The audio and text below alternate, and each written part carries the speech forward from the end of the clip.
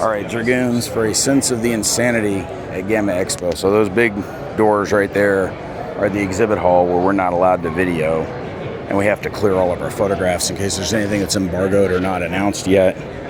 But you can see, looking around, the lobby's still a little empty because the exhibit hall is not opening until 2 o'clock. There's a lot of people gathering before other things start kicking in.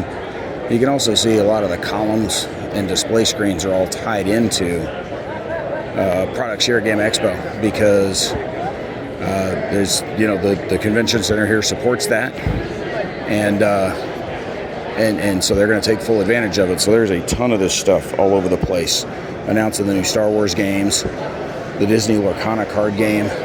It's the big guys, right? It's Games Workshop, it's Privateer Press, it's WotC. But there's some other companies you may not know much about. Die Hard Dice I had never heard about till I got here. So we're going to take a walk through here just so you can see the labyrinth that we've had to navigate the last few days. Again, a lot of hotel restaurants and bars, and a lot of signage around for different things for the games. And no idea how well you can hear any of this because it's really damn loud in here. This thing's known as the Circle Bar. It's a big meeting place for a lot of one-on-one discussions. So this is just taking a look around. This hallway is the main traffic to and from where that big exhibit hall is. There's some of the drinks at some of the restaurants.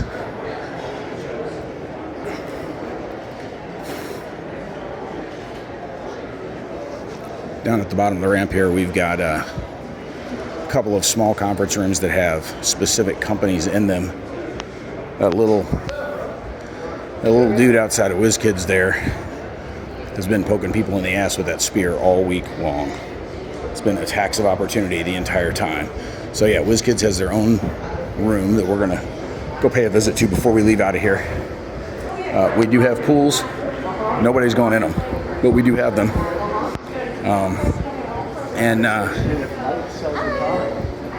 And now we're headed down another hallway here.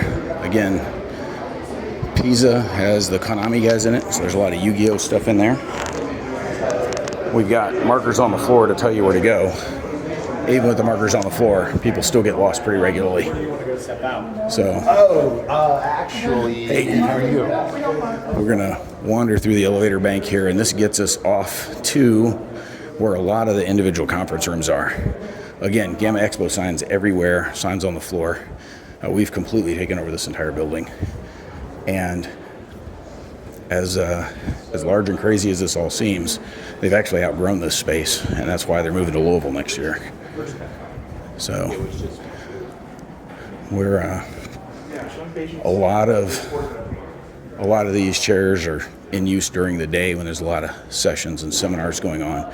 All conference rooms are down this hallway, and again, it's a bit of a maze to get from one to the other, and that's why it can be such a pain for folks kind of figuring out where they're going. So as we you can almost think of it as a quest, right? We're on our way through the dungeon here. So there's another ballroom down here. It's the one where the game nights have taken place. That's where the retailer power lunch was going on.